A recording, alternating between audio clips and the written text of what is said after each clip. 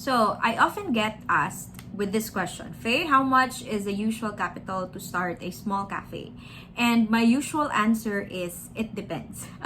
So, for today's video, I'm gonna be answering that question in detail.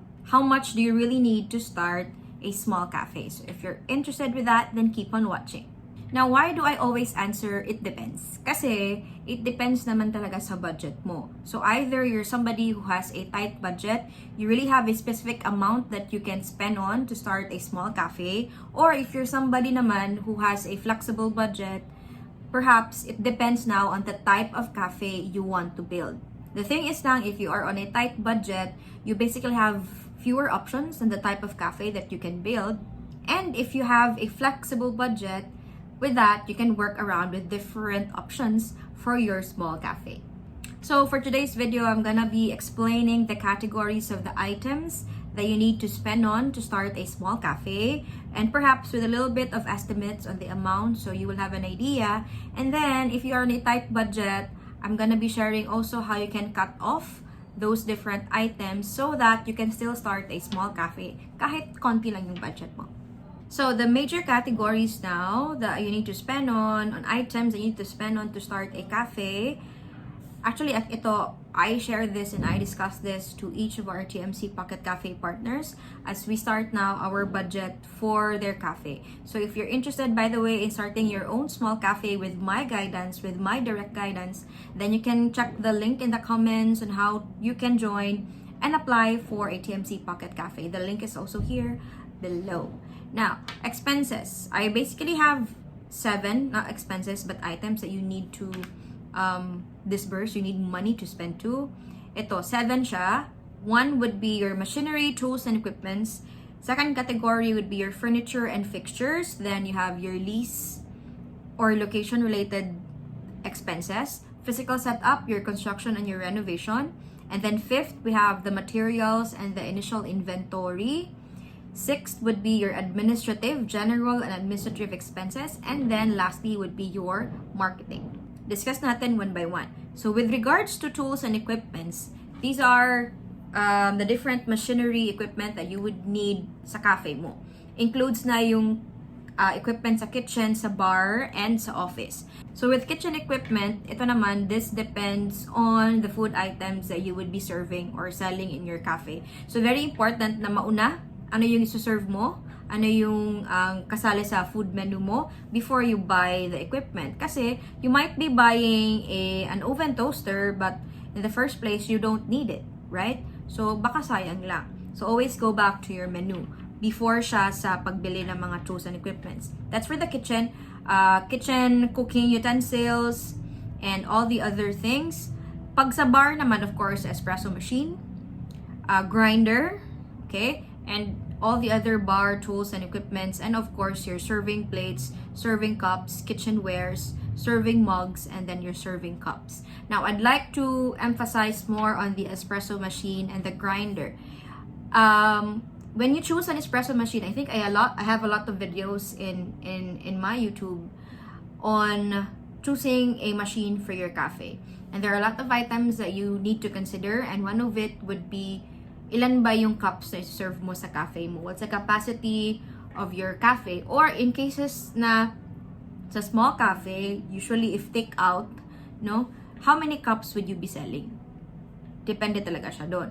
Apart from all the other items. So I suggest that you also watch those videos explaining on the type of machines that you should use for your cafe. But again, as what I always say, go for machines that is good for commercial, and you have access to service centers, service personnel in case something happens to it, and of course you have access to the tools in case kailangan palitan yung mga gasket and all the other stuffs for that machine. So let's just have an estimate. The cheapest espresso machine with a grinder, or espresso machine plus grinder set that I have seen that can actually work with a cafe, let's say for a 50 to 100 cups, would be around 100K, or let's say 90 plus package already. And then you have your refrigerator, let's say at 12K, microwave oven, perhaps 5 to 7K. What I am referring here would be a microwave oven and a baking oven in one. I think there are a lot of oven that's like that already, no? Meron ng heating, baking, and preheating whatsoever. So it's multi-use, especially pag small cafes, you only have a small space sa bar mo. Okay? So you need to have space-saving equipments. Then blender. Maraming blender na mura, of course, no? But then you have to consider na if magbebenta ka ng frap or frappe, whatever is the right pronunciation, and also smoothies, of course, what you would be using would be the tube ice, yung mga malalaki.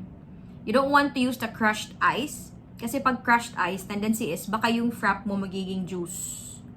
Meaning, it's too watery na. Kasi crushed pa siya, and then you used a blender. You also don't want to not use a blender and just really use crushed ice kasi baka maging scramble yung frap mo. 'Di ba? So, with regards to blender, go for that blenders na really for commercial use. There are a lot of brands around, and the cheapest could be at 10K. I have seen sa malls yung Imarflex na brand, not sponsored. Imarflex brand, I think there's a 10 to 11K with an enclosure already. This one is Kiowa. It's at 3K. However, it can melt yung mga tube ice, but we don't really use here sa cafe. It's just for display there and for special purpose.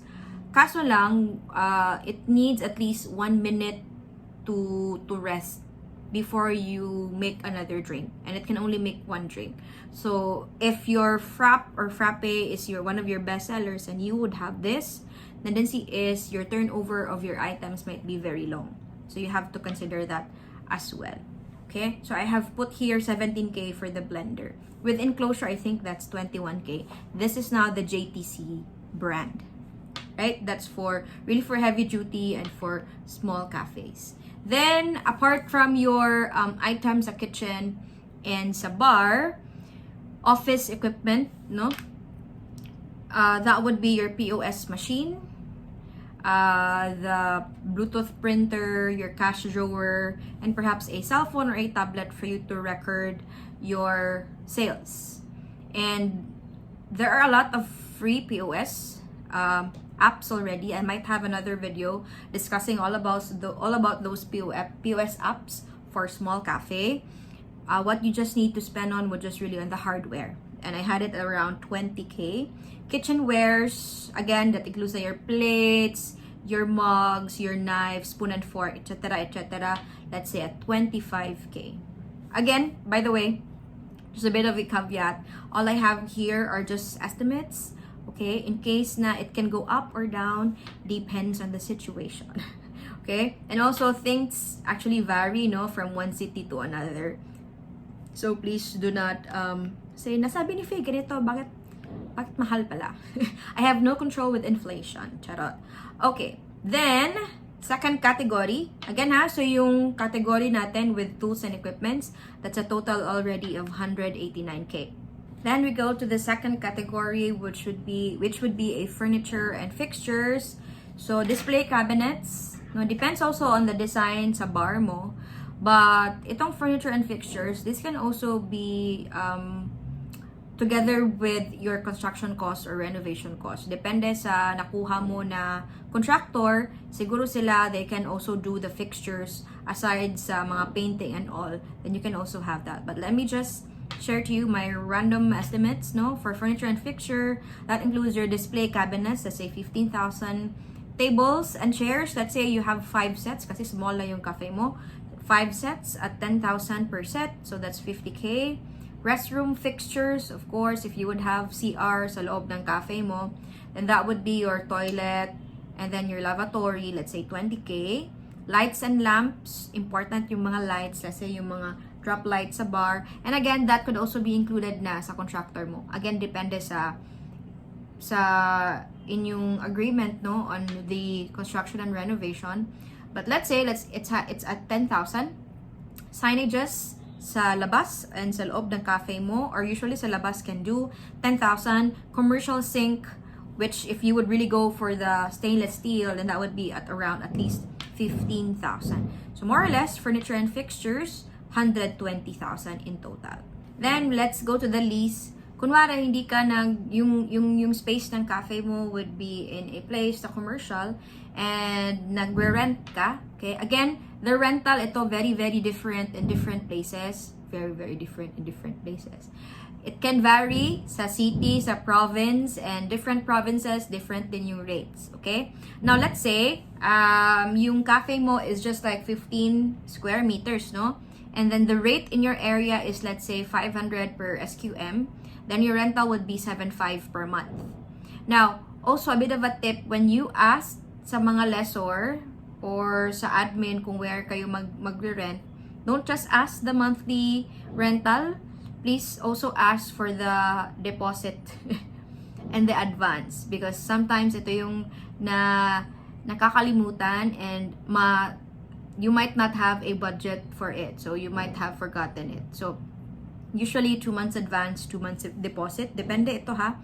So we have here lease at 37,500.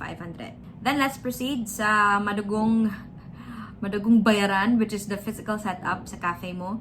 It can include your architectural fees, interior design fees, labor, construction materials, and any other detailings, especially if you have an interior designer. So this one really is very, very subjective.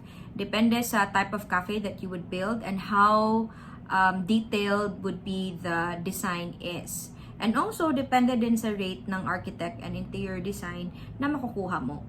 Another thing is it would also depend on the place na rent out mo.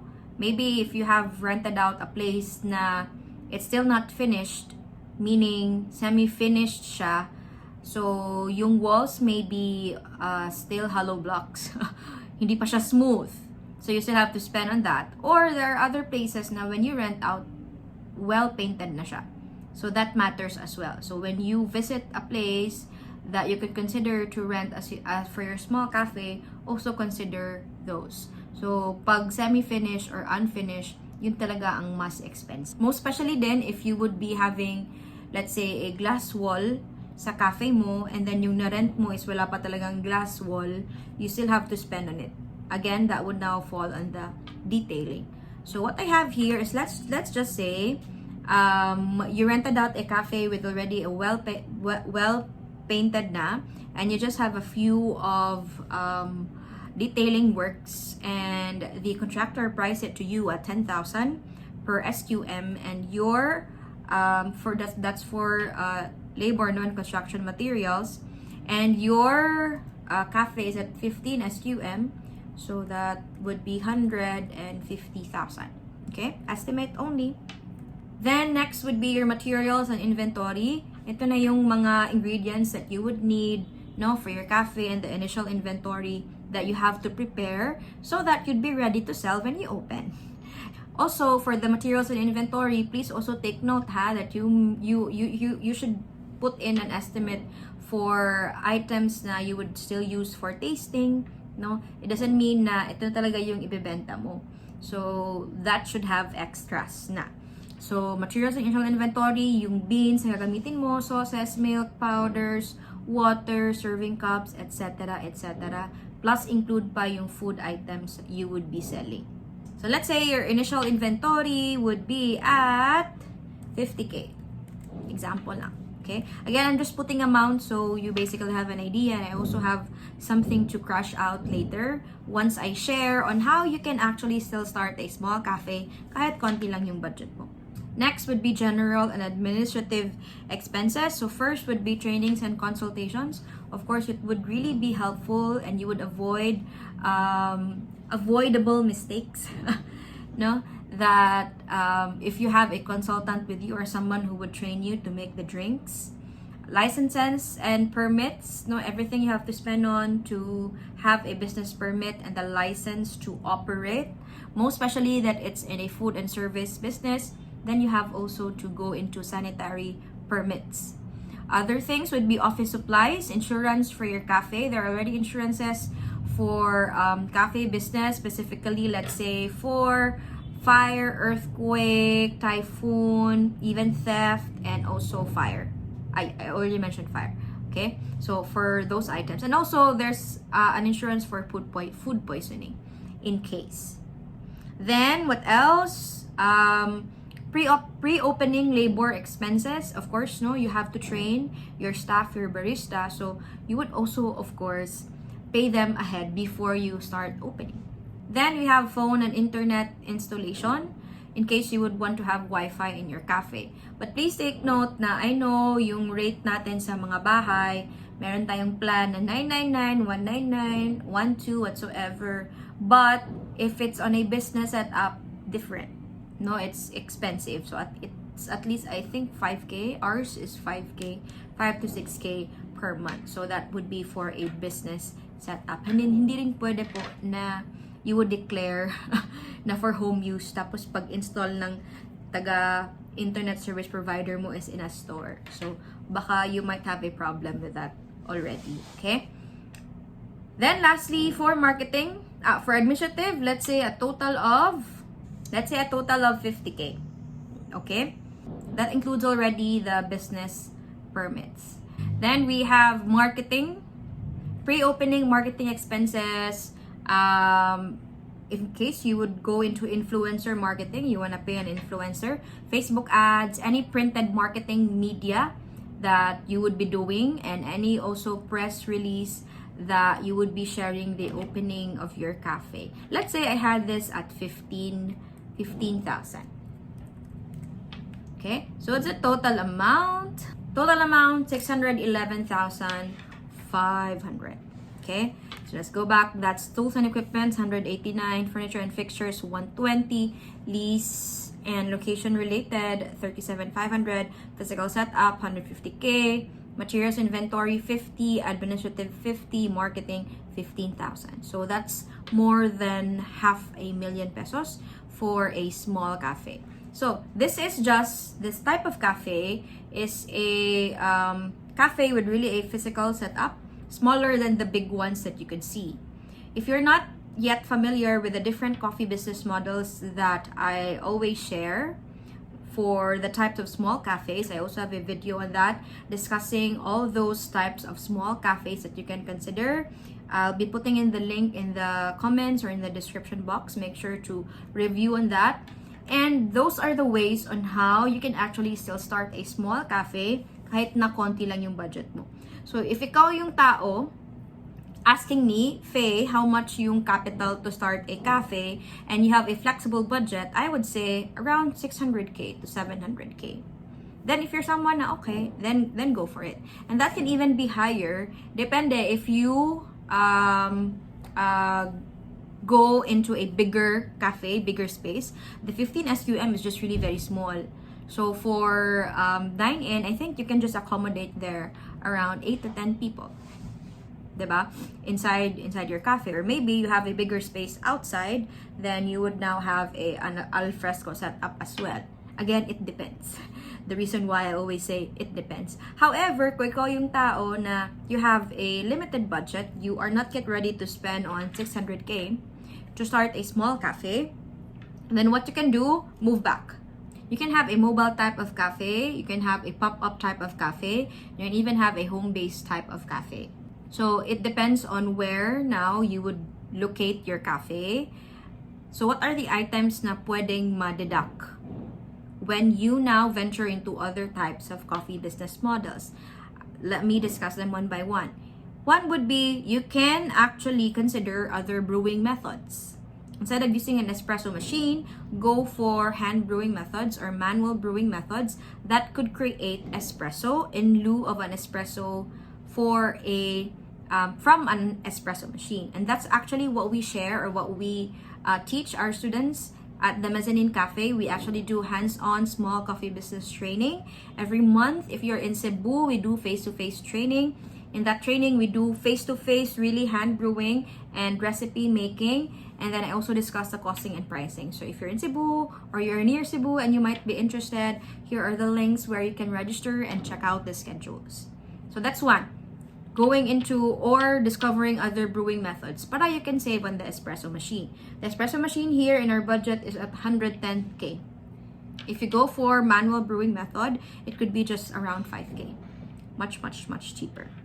Another thing is you can actually go with a mobile type of cafe or a cafe with no permanent address. With that, you can actually ditch the construction costs, the furniture and fixture costs. With that, you can just actually set up your cafe anywhere. So for pop-up type of cafes, just like what we do, we have the pop-up beverage cart. For the mezzanine, we offer coffee and milk tea to events. No? So you don't have to do renovation because you just bring your cart. What would just be in lieu of renovation is just you just have to build your coffee cart, which is around just 12 to 15K. Or you can go with a mobile type wherein you really use a, let's say, motorcycle, pickup truck, or your own car, open mo lang yung trunk sa likod, then you can actually serve coffee with it. So you can save on the furniture fixtures, the construction costs, and also on the rental. Another thing, if you don't want to really move around with the cart and a mobile, you can operate at home. Let's say yung bahay niyo is near a place wherein many people are coming in, then you can actually use your garage if you have, or really the front part ng house mo. You can set up a table there and open, let's say, in the afternoon and do your own home-based cafe. Or if you really want to do that and really display, then you can do it via online. So you just have to register your business via Grab or Foodpanda, or just be very active online via Facebook and Instagram and just accept orders. Okay, so those are the ways that you can actually lower down the costs that you would be spending when you start a small cafe. So initially, pag gusto mo talaga yung usual na small cafes with really a physical setup and almost complete, around at least $500,000. And if you want to move back and if you have a specific budget, what are the items that you can consider? One, check on the brewing method that you would be using for your cafe and on the location of your business. So you can do it at home, you can do the mobile setup, so you could also save on furniture, fixtures, the construction, and the renovation.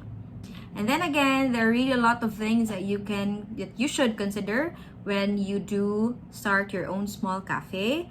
And I hope now you understand why I always answer, it depends. Now, if you want me to really work with you, one-on-one or personal, to start your own small cafe, then you can apply to become one of our TMC Pocket Cafe partners. The links are here. Just send out an application. Also, with this one, there would be a video presentation of the details to know if the TMC Pocket Cafe is really for you. Let me know if you have questions. I'll answer them one by one. I'll go through them. And once again, a cafe need not to be very big and grand for it to be profitable. You can actually start a small but profitable coffee business. Thank you so much for watching. I'll see you in my next videos. Bye!